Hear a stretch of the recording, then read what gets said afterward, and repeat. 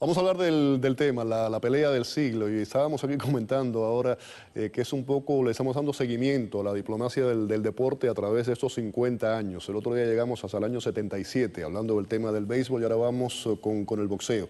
Y seguimos con los invitados, Sergio Comas. Buenas noches, Félix. Gracias por la oportunidad. Profundo conocedor del tema y que tuvo en su poder, en su momento, toda una serie de datos importantísimos que vas a comentarnos.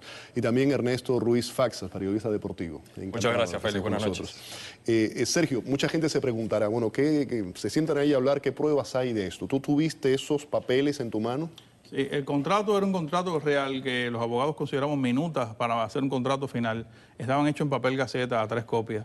Y básicamente era el escrito que se le llevaba a Heber Muhammad, que era el manager de Muhammad Ali, porque Angelo Dundee era el entrenador y era la figura que más gente conocía, pero detrás estaba este señor Muhammad, que era el que manejaba el contrato. Ahora, Félix, lo que me llama la atención es que todo este proceso lo trató de hacer primero Bob Arum, que había creado la compañía Top Rank para hacer promociones, y era un abogado con su firma de abogado y todo muy bien. Y de momento Arum se entera por la misma boca de este señor que se llama Ben Thompson, de que tiene un acuerdo preliminar con Muhammad Ali para pelear contra Stevenson. Entonces lo que hace Bob Arum es preparar. ¿Qué cifras se manejaban? Se manejaron varias cifras, pero lo que ocurrió fue primero que alguien se le acercó. Primero Don King le quiso mandar 5 millones de Stevenson para que peleara contra Frazier. Cuando él dice que prefiere los 8 millones de cubanos. Eso es lo que se conoce públicamente. Pero ya después Ben Thompson, un tipo de 36 años de California, un vendedor de carros y de aire acondicionado, decide incursionar en el mundo de la promoción del boxeo. Le va muy bien.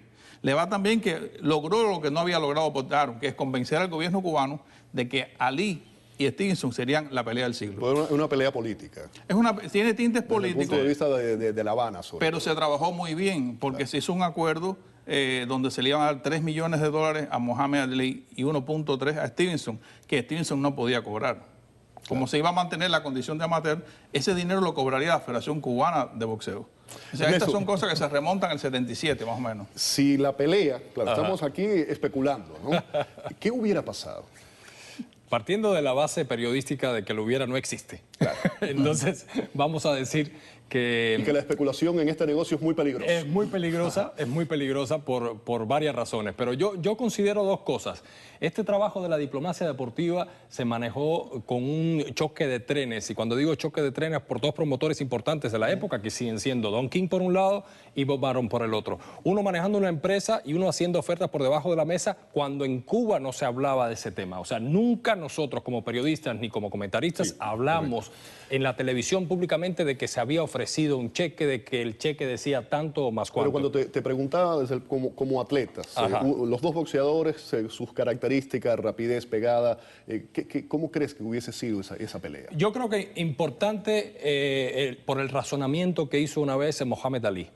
Mohamed se vira y le dice, Stevenson es un peleador de 3 asaltos. Lo dijo, sí. Lo dijo así claramente. Yo no peleo con un amateur porque él es un peleador de 3 asaltos. Hablando fuera, Sergio y yo decíamos, bueno, sí, si Stevenson no le ganaba a Mohamed en el segundo asalto, la pelea sí ya estaba perdida. Pero yo le digo una cosa también a los amigos que saben y que han visto mucho boxeo y que son más especialistas en muchos casos que nosotros.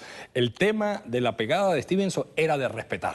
Stevenson era muy cuidadoso con los contendientes, era muy cuidadoso, pero cuando soltaba a la derecha ya sabías que lo que venía encima era un tren. Vamos a repetir algo que no lo decimos nosotros, sino lo dijo en su momento alguien que sí sabe mucho de esto, que es Foreman. Exacto. Foreman en una pelea estaba como comentarista y ve a Stevenson y al principio le dice el otro comentarista, le dice, si hubiese peleado con Ali, le dice, no tenía posibilidades ninguna. Cuando lo vio un asalto, cambió de opinión y dijo, ¿quién sabe qué hubiera pasado? Sí. Ahí está la respuesta, ¿no? Sí, es interesante porque la especulación, como dice siempre, es una cosa peligrosa. Uno no puede decir. Sin embargo, Stevenson, en uno de los aniversarios de ese documento, fue visitado por periodistas norteamericanos y aprendió mucho, porque después vio mucho más películas de Ali. Él realmente tenía algunos cortos vistos de Ali, pero no sabía la resistencia física de Muhammad Ali y el estilo, una cosa completamente diferente. El boxeo de Stevenson es un boxeo olímpico de una pegada muy fuerte y Ali no tenía esa pegada, pero te desgastaba en 15. Y volvamos al contrato. Por ejemplo, el contrato, las bases que tenía en una propuesta era de 5 peleas en distintas ciudades de Estados Unidos, empezando por Madison Square Garden y terminando en Los Ángeles, de 3 asaltos cada uno. Pero después Mohamed Ali dijo que no, que él no pelearía en esas 5 peleas, que él proponía una pelea de 15 asaltos.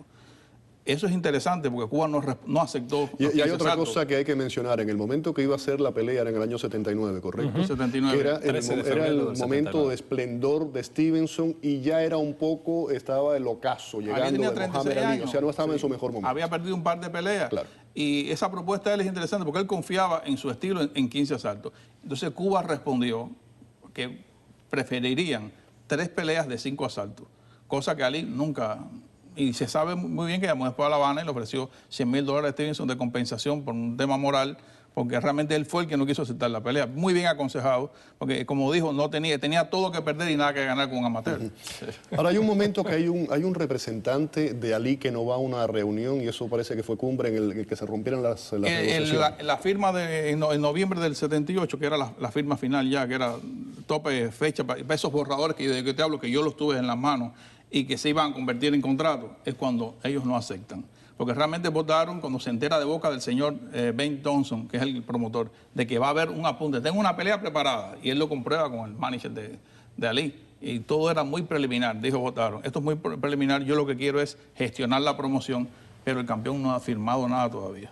Y realmente no lo firmó porque no le convenía. Eso es lo que ocurrió. Aquí sucede algo interesante y lo conversábamos antes de entrar, Félix. De pronto, esta guerra diplomática deportiva se transformaba en algo más, porque si se recuerda, los entrenadores de la primera etapa de Stevenson, o por lo menos los asesores, eran soviéticos. Chegornenko, estaba Después dejaron de Oksurnenko. entrenar a los pugilistas cubanos cuando vieron que los pugilistas cubanos empezaron a ganar. No, y la gente empezó a especular, bueno, pero si en Cuba existía una escuela cubana de boxeo, en Cuba tuvimos campeones mundiales con Eligio Sardiñas, Chocolate, con Ultiminio Ramos, con Mantequilla Nápoles, en fin, teníamos boxeadores de muchísima calidad. Y todo el mundo empezó a especular, bueno, ¿qué hacen estos entrenadores soviéticos aquí?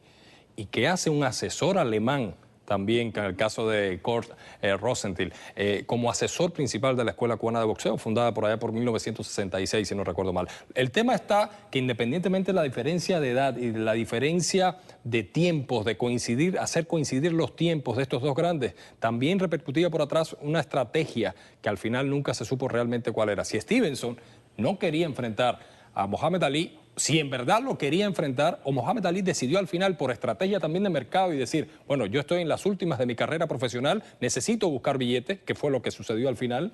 Sí, pero mira, Si hubiera sido hoy día lo hubieran puesto a pelear. Seguro. Félix, Stevenson sí quería pelear, porque mira, en el último cumpleaños de Stevenson, que fue en su casa del Náutico, un fanático del deporte, que es un vocero de la mesa redonda, que es Taladrí, visitaba mucho a Stevenson, y en una tomadera le preguntó lo que todo el mundo quería hacer, tú ibas a pelear con él, ¿qué tú crees? ¿Qué hubiera pasado si hubieras peleado con Ali? Y Zagarra, que estaba con sus tragos, le dijo, dile, Deo, dile lo que teníamos preparado, y Stevenson no decía nada.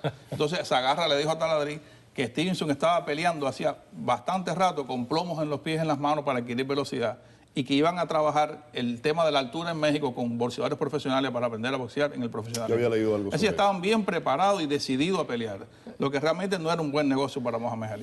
Les agradezco a los dos el que hayan estado aquí en el programa y además después de los años mantuvieron la amistad, ¿no? Cómo no, mucho tiempo. Ali fue 2 veces a La Habana, en 96 y 98, y estuvo con él un buen tiempo, se hicieron amigos y bueno, amigos de la familia se quedaron. Así hasta que murió Stevenson el año pasado. Muchísimas gracias a los dos por haber estado aquí en el programa. Muy interesante el tema.